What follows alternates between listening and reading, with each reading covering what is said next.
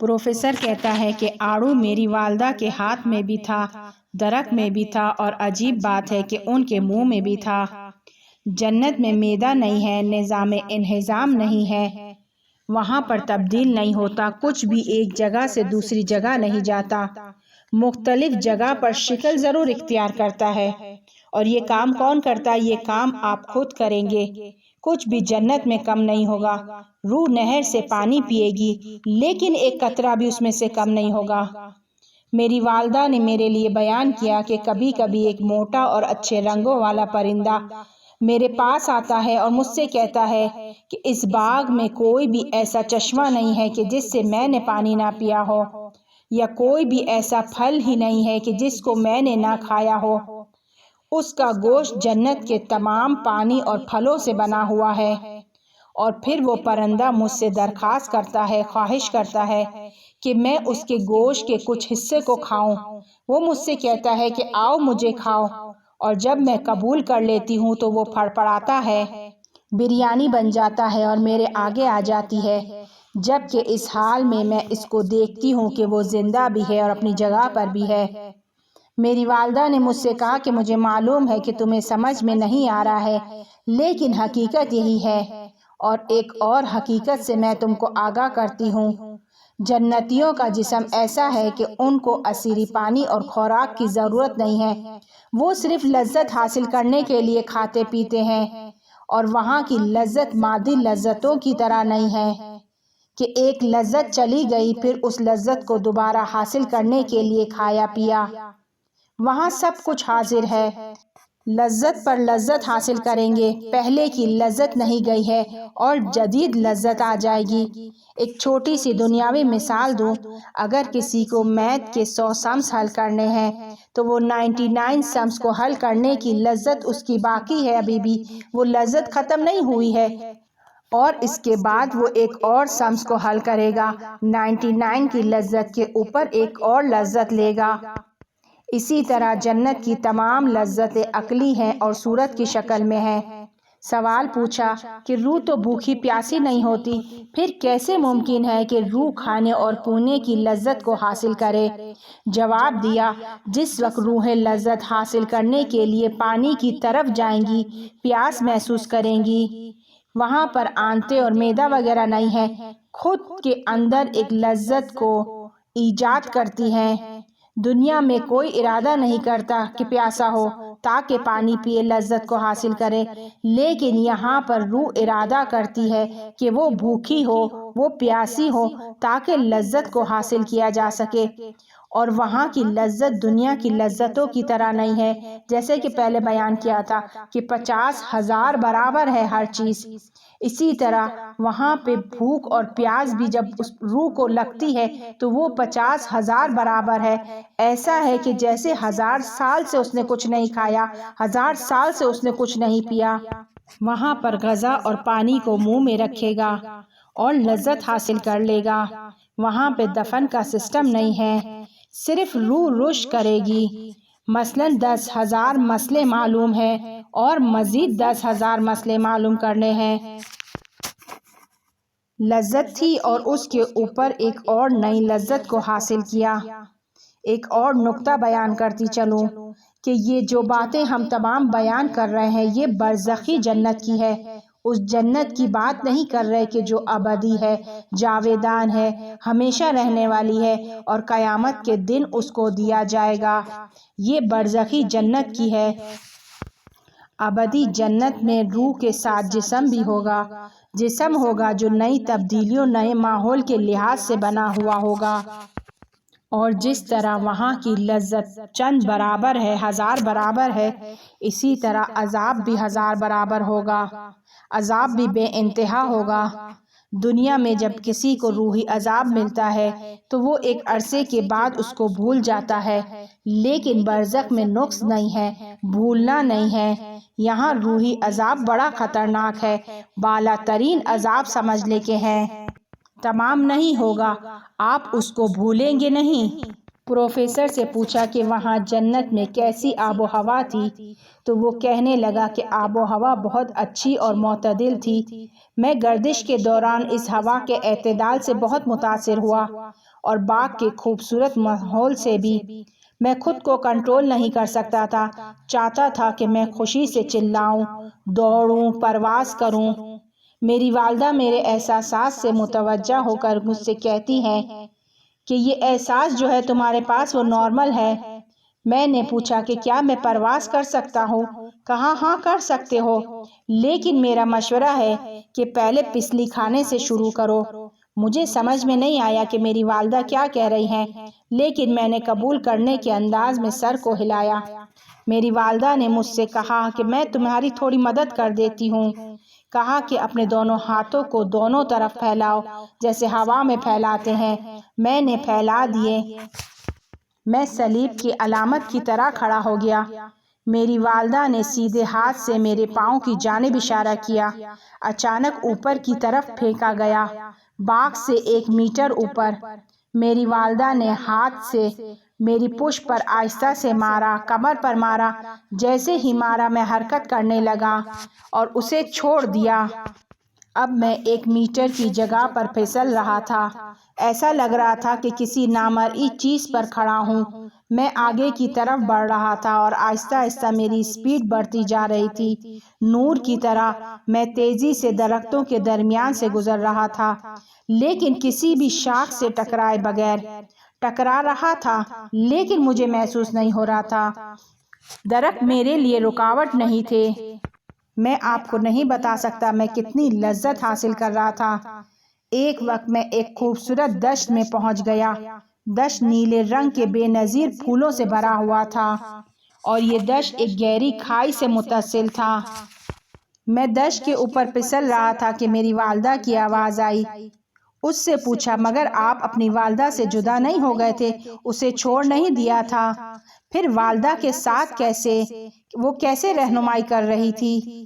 کہا ہاں جدا ہو گئی تھی، لیکن وہ جہاں بھی تھی ہر جگہ مجھے دیکھ سکتی تھی اور مجھ سے کلام کر سکتی تھی۔ میری والدہ نے کہا کہ جب کھائی تک پہنچو گے تو میں تمہیں روک دوں گی، اور انہوں نے ایسا ہی کیا۔ تھوڑی دیر بعد میرے پاؤں دشت پر تھے۔ میں نے اس وقت کھائی میں نیچے نگاہ کی۔ میری والدہ نے کہا کہ کیا گرنے کا تجربہ کرنا چاہتے ہو؟ میں تھوڑا سا رک گیا۔ کہنے لگی نہیں ڈرو نہیں، تمہیں کوئی چوٹ نہیں لگے گی۔ میں نے کہا کہ ہاں میرا بہت دل کر رہا ہے۔ میری والدہ کہنے لگی کہ کس کا انتظار کر رہے ہو، چھلانگ لگاؤ، اور میں نے چھلانگ لگا دی۔ یہاں پر ایک سوال کہ کیا وہاں زمین میں انرجی تھی جو نیچے کی طرف کھینچ رہی تھی؟ پروفیسر نے کہا نہیں وہاں انرجی نہیں تھی۔ پوچھا پھر کیسے نیچے کی طرف گئے؟ کہا اس لیے کہ میں نے نیچے کی طرف جانے کا ارادہ کیا تھا۔ میں نے ارادہ کیا تو میں گرا۔ جو روح فکر کرے گی وہ ہو جائے گا، کن فیکون پر جان قربان۔ ایک مدت تک میں نیچے کی طرف جا رہا تھا۔ بہت لذت بخش تھا، بہت بہت بہت زیادہ لذت بخش تھا۔ کھائی اتنی گہری تھی کہ میں نے سوچا کہ سالوں لگیں گے کہ اس کی تہہ تک پہنچوں۔ راستے کے بیچ میں میری والدہ نے مجھ سے پوچھا کہ کیا محسوس کر رہے ہو؟ میں نے جواب دیا بے نظیر، اس سے بہتر ہو ہی نہیں سکتا۔ میری والدہ نے کہا کیوں ہوا میں تیرنے کو تجربہ نہیں کر رہے؟ اور پھر میں ہوا میں تیرنے والے انداز میں تھا۔ میں نے ہاتھ پاؤں کھول دیے اور ہاتھ پاؤں تیرنے والے انداز میں مارنے لگا۔ میں تیرنے لگا۔ میں بتا نہیں سکتا کہ میں کیا احساس رکھتا تھا۔ وہاں آپ عالم پر سوار ہیں، دنیا میں دنیا آپ پر سوار ہے۔ وہ مناظر، وہ موسیقی مجھے خود سے بے خود کر رہی تھی۔ مرحوم آیت اللہ احمدی فقیری کہتے ہیں کہ میں سالوں ریڈیو پر تفسیر قرآن کو بیان کرتا تھا۔ عالم مکاشفہ میں نے دیکھا کہ میرے ہاتھ میں فون ہے اور فون کے اس جانب سے قرآنی جلسے کی آواز آ رہی تھی، کسی قرآنی محفل کی آواز آ رہی تھی، اور وہ آواز اتنی خوبصورت تھی کہ میں موت کے منہ تک چلا گیا، اس قدر شیرین تھی، خود سے بے خود ہو گیا۔ پروفیسر کہتا ہے کہ میں ہر تفریح کر سکتا تھا، چھوٹی سے بڑی آرزو کر سکتا تھا۔ الادین کے چراغ اور جادو کی چھڑی کی ضرورت نہیں تھی، میں اس کے بغیر بھی سب کچھ کر سکتا تھا۔ میں اپنے اطراف ستاروں کو سجا سکتا تھا اور ہزاروں ہزاروں سورج کو۔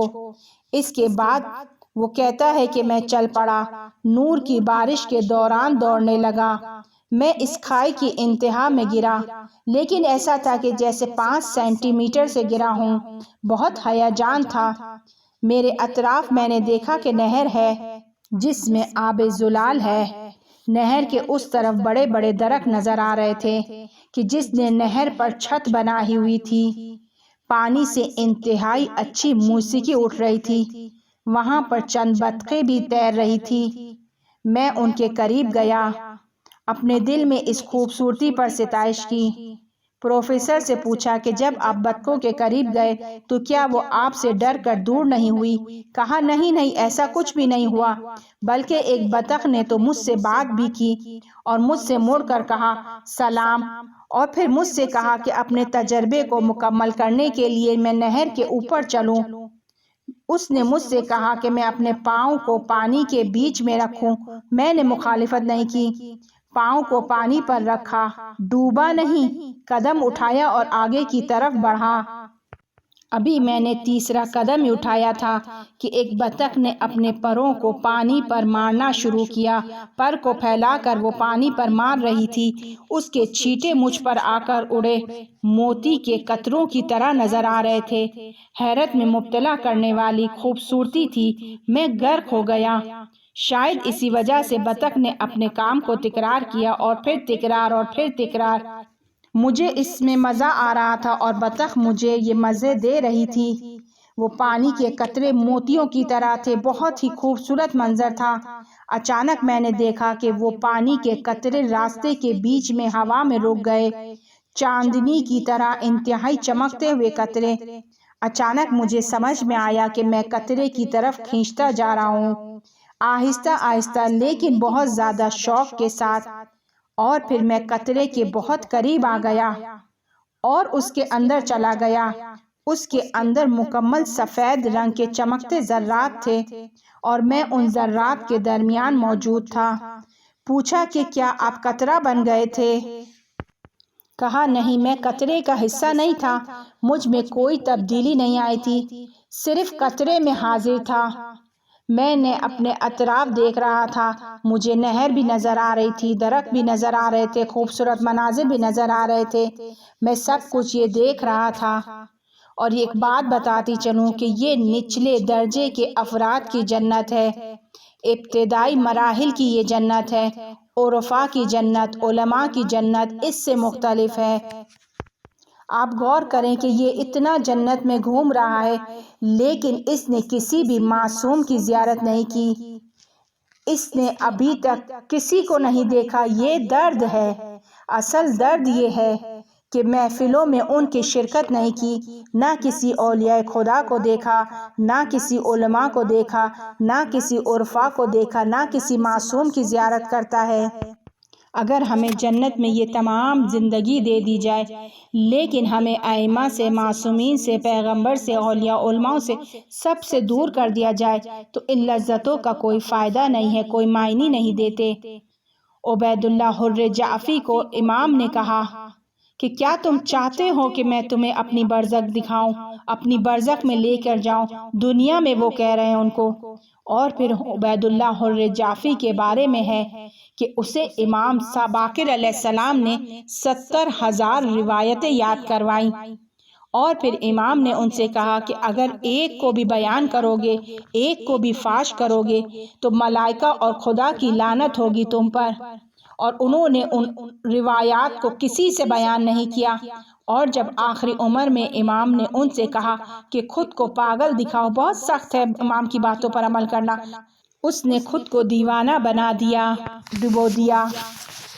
اور جب امام ان کو لے کر جنت میں داخل ہوئے ہیں تو ایک نہر پر پہنچے ہیں اور ان سے کہا ہے کہ یہ وہ پانی ہے کہ جس سے حضرت خضر علیہ السلام نے پیا اور جاویداں ہو گئے۔ امام باقر علیہ السلام فرماتے ہیں کہ جنت میں جانے کے لیے نگران نہ ہو۔ امام سے کسی نے پوچھا کہ کیا ہم جنت میں جائیں گے؟ امام نے کیا خوبصورت جواب دیا ہے۔ امام نے کہا کہ ابھی بھی جنت میں ہو، یعنی امام سے جب وہ بات کر رہا ہے، امام کو دیکھ رہا ہے، اس سے بڑی جنت اور کیا چاہیے اسے۔ امام نے اس سے کہا کہ ابھی بھی جنت میں ہو، کوشش کرو کہ جنت سے باہر نہ جاؤ۔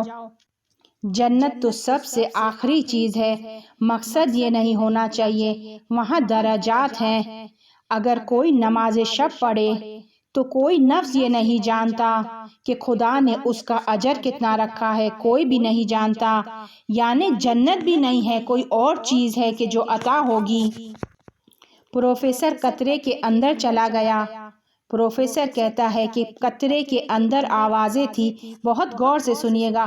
قطرے کے اندر آوازیں تھی، مقدس آوازیں، دل نشین ترین آوازیں، عالی ترین آوازیں، عظمت ترین موسیقی تھی۔ ایک خالص ملکوتی موسیقی اس قطرے کے اندر موجود تھی۔ اس قطرے میں ہر ذرہ الہی آیات کی تلاوت میں مشغول تھا، آیات کے جو پیغمبروں پر نازل ہوئی تھی، حضرت آدم علیہ السلام پر، حضرت نوح علیہ السلام پر، حضرت ابراہیم علیہ السلام پر، حضرت ایوب علیہ السلام پر، حضرت موسیٰ علیہ السلام پر، حضرت داؤد علیہ السلام پر، حضرت عیسیٰ علیہ السلام پر۔ ان قطروں میں ان آوازوں اور آیات قدسی میرے کان میں پہنچ رہی تھی۔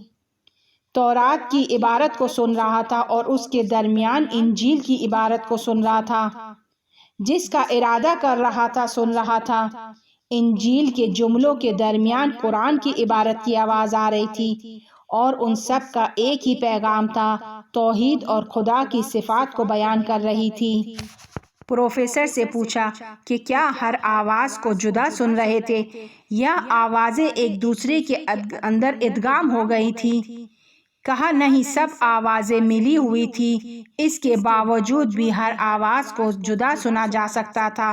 وہ سب ملی ہوئی بغیر نقص کے ترتیب کے ساتھ، اور آخر میں ایک کامل تحریر اور وہ واحد کو بیان کر رہی تھی۔ میں ان آوازوں میں غرق ہو گیا تھا۔ پروفیسر سے پوچھا کہ کتنی دیر قطرے میں رہے؟ وہ کہتا ہے کہ مجھے نہیں معلوم، میں نے جب خود کو پایا تو میں پانی کے اوپر تھا، اور پھر میں نے چلنا شروع کیا۔ نہر کی دوسری جانب خوبصورتی کے ساتھ قاصدی پھول لگے ہوئے تھے، ان پھولوں نے مجھے اپنی طرف متوجہ کیے ہوئے تھا، ایک چھوٹے ستارے کی طرح چمک رہا تھا، اور ایک خاص شکل میں مجھے دیکھ کر مسکرایا۔ مسکراہٹ جو خوبصورت تھی۔ اس نے مجھ سے کہا، کلام کرنے لگا وہ پھول، مجھ سے کہنے لگا کہ مجھے توڑو اور اپنی والدہ کے لیے لے کر جاؤ، کیونکہ اسے میں بہت پسند ہوں، اچھا لگتا ہوں۔ میں نہیں چاہتا تھا کہ پھول کو توڑوں۔ جب پھول نے میری اس حالت کو دیکھا تو مجھ سے کہا کہ پریشان نہ ہو، میں قیامت تک زندہ اور شاداب رہوں گا۔ وہ خود پھول کہتا ہے کہ آڑو کی طرح۔ میں نے پھول کو ڈنڈی سے توڑا۔ اگلے ہی لمحے وہ ہوا کہ جس کا مجھے انتظار تھا۔ پھول اپنی جگہ پر بھی تھا اور میرے ہاتھ میں بھی تھا۔